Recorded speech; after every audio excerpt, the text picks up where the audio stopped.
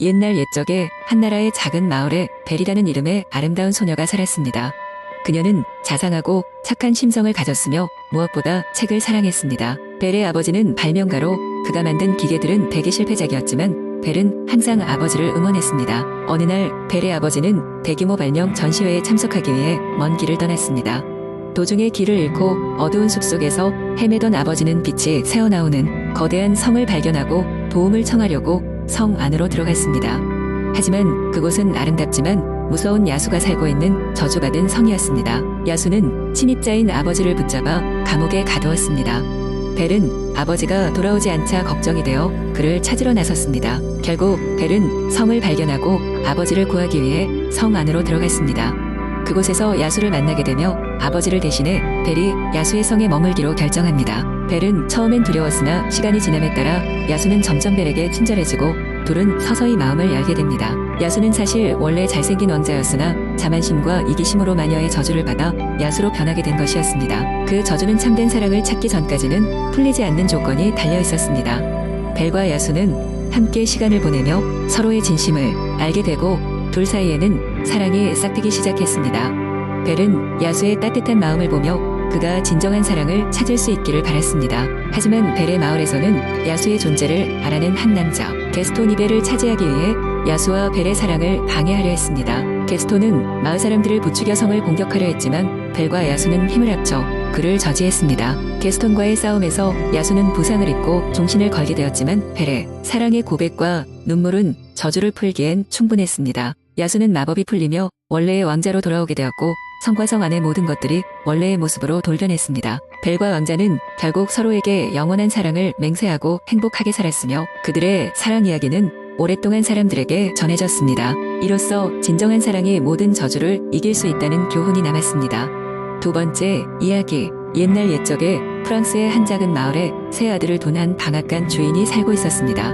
방앗간 주인은 나이가 들어 세상을 떠났고 그의 유산은 세 아들들에게 나눠졌습니다. 첫째 아들은 방앗간을, 둘째 아들은 나귀를 그리고 막내인 셋째 아들은 고양이를 물려받았습니다. 이 막내 아들은 실망했지만 고양이가 특별한 능력을 가지고 있다는 사실을 알게 되면서 그의 인생은 완전히 바뀌게 됩니다. 어느 날 막내 아들은 고양이와 이야기를 나누다가 고양이가 모든 것을 말할 수 있고 인간의 언어를 이해할 수 있다는 것을 알게 됩니다. 고양이는 막내에게 자신이 신비한 힘을 가지고 있으며 그를 부자로 만들어줄 수 있다고 약속합니다. 하지만 그 조건은 막내가 그를 믿고 따라야 한다는 것이었습니다.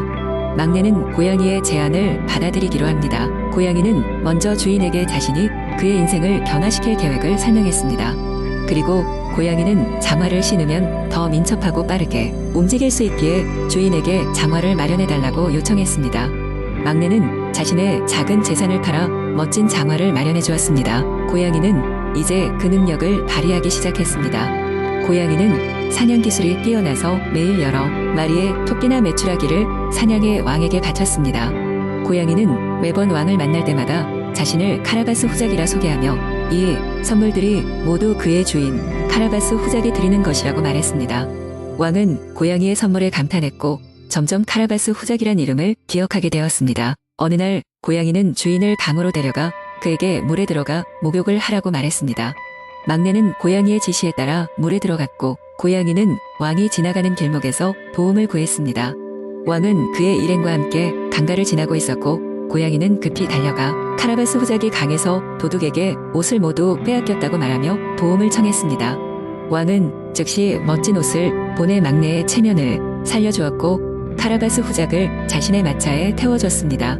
그동안 고양이는 재빨리 달려가 필요한 준비들을 했습니다. 고양이는 농부들과 일꾼들에게 곡식이나 채소를 준비해달라고 부탁하며 왕이 묻는다면 이 모든 것이 카라바스 후작의 것이라고 말해달라고 요청했습니다. 사람들은 모두 고양이의 요청을 따랐고 왕은 이를 보고 진심으로 감탄했습니다. 고양이는 마지막으로 거대한 성에 사는 무서운 마법사를 만났습니다. 마법사는 자신이 모든 것들로 변신할 수 있는 능력을 자랑했습니다. 고양이는 그 말에 흥미를 느낀 척하며 마법사에게 사자로 변신해 볼 수 있겠냐고 물었습니다.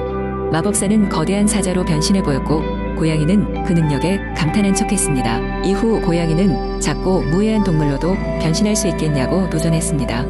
마법사는 자신만만하게 쥐로 변신했고 고양이는 망설임 없이 그 쥐를 잡아 먹어버렸습니다.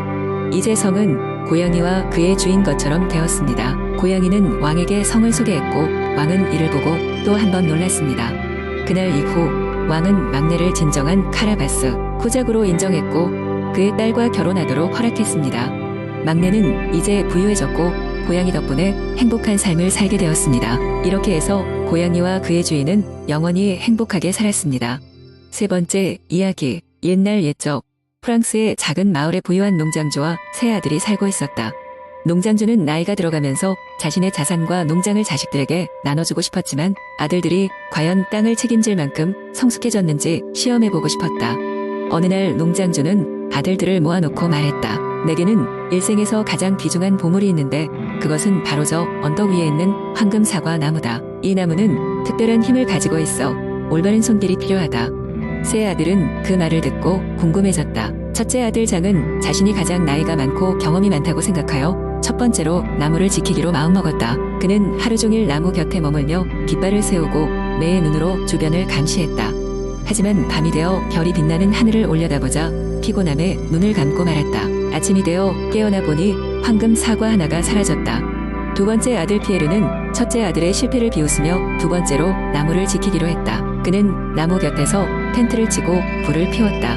밤새도록 불의 따스함에 의지하며 경계를 서던 피에르는 점점 졸음이 밀려왔다. 결국 그도 잠에 빠지고 말았고 다음날 아침 또다시 황금 사과는 하나 더 사라져 있었다. 셋째 아들 루이즈는 형들의 실패를 목격하고 자신의 전략을 세웠다. 그는 나무 주위에 한 바퀴를 돌며 조용히 조사를 시작했다. 루이즈는 나무의 뿌리, 가지, 잎사귀까지 모든 것을 자세히 살펴봤다. 그리고 마침내 원인을 발견했다. 밤이 되면 작은 요정들이 나타나 사과를 훔쳐가고 있었던 것이다. 루이즈는 자신의 발견을 아버지에게 보고하고 어떻게 그 문제를 해결할 수 있을지 논의했다. 농장주는 아들 루이즈의 지혜와 끈기에 감명받아 그와 함께 해결책을 찾기로 했다. 밤새도록 요정들을 유인할 수 있는 작은 덫을 설치하고 요정들이 사과를 훔쳐갈 때 생포했다. 요정들은 처음에는 저항했지만 루이즈는 그들의 이야기를 들으며 협상을 시작했다. 요정들은 사실 사과의 마법을 부여한 이들이었으며 그 사과들의 존재를 통해 마을에 행운과 풍요를 가져다 주었다. 요정들은 그 사과들이 사람들에게 잘못 쓰이고 있다고 느꼈기 때문에 직접 관리하고자 했던 것이다. 루이즈는 요정들에게 사과를 공유하고 마을의 풍요를 나누는 방법을 제안했고 요정들도 이에 동의했다. 그 이후로 황금 사과 나무는 마을의 상징이자 축복의 원천으로 남아있었다. 사람들이 협력하고 지혜롭게 문제를 해결한다면 어떤 어려움도 이겨낼 수 있다는 교훈을 전하며 농장주의 장남들은 각기 다른 방식으로 황금 사과를 사랑하고 보호하며 행복한 나날을 보냈다. 네 번째 이야기. 옛날 옛적에 프랑스의 작은 마을에 장밋빛 공주라는 아름다운 소녀가 살았습니다. 사람들은 그녀의 미모와 지혜를 칭송하며 공주를 아꼈습니다. 장밋빛 공주는 마을에서 사랑과 행복을 퍼뜨리는 존재였습니다. 그녀의 부모님은 온화한 왕과 자애로운 왕비로 무역과 농업이 번성하여 마을은 풍요로운 삶을 누리고 있었습니다. 그러나 어느 날 멀리서 들려온 소식은 마을 사람들을 충격에 빠뜨렸습니다. 북쪽의 어두운 숲속에 사는 드래곤이 다시 깨어나기 시작한 것입니다. 드래곤은 오래전부터 마을의 적이었지만 오랫동안 잠들어 있었습니다. 드래곤의 깨어남을 막지 않으면 마을은 커다란 위험에 처할 것이란 두려움이 퍼졌습니다.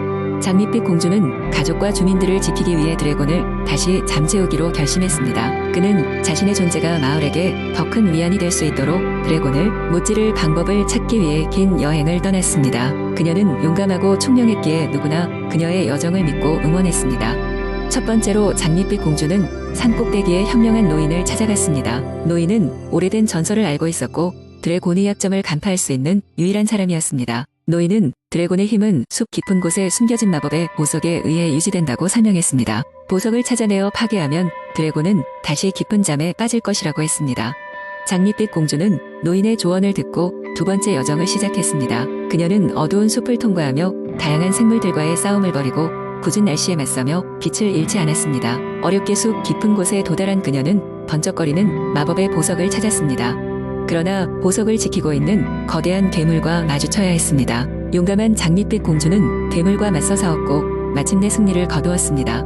그녀는 보석을 파괴하여 드래곤의 힘을 제거하는 데 성공했습니다. 이제 드래곤은 아무런 힘을 쓸 수 없게 되었고 숲속 깊은 곳에서 다시 잠에 빠졌습니다. 마을로 돌아온 장밋빛 공주는 주민들의 환영을 받으며 무사히 돌아왔습니다. 그녀의 용맹과 지혜 덕분에 마을은 다시 평화로운 나날을 맞이할 수 있었습니다. 마을 사람들은 장밋빛 공주를 더욱 존경하게 되었고 그녀의 이야기는 오랜 세월 동안 전해지며 영웅적인 전설이 되었습니다. 장밋빛 공주는 마을을 지키면서도 자신의 내면의 성장을 거듭했습니다. 미래의 왕비로서 마을을 더욱 번영시키기 위해 많은 노력을 했으며 사람들 사이의 화합과 평화를 지키는 중요한 역할을 맡았습니다. 그녀의 모험과 용기는 영원히 마을 사람들의 가슴 속에 깊이 새겨졌습니다.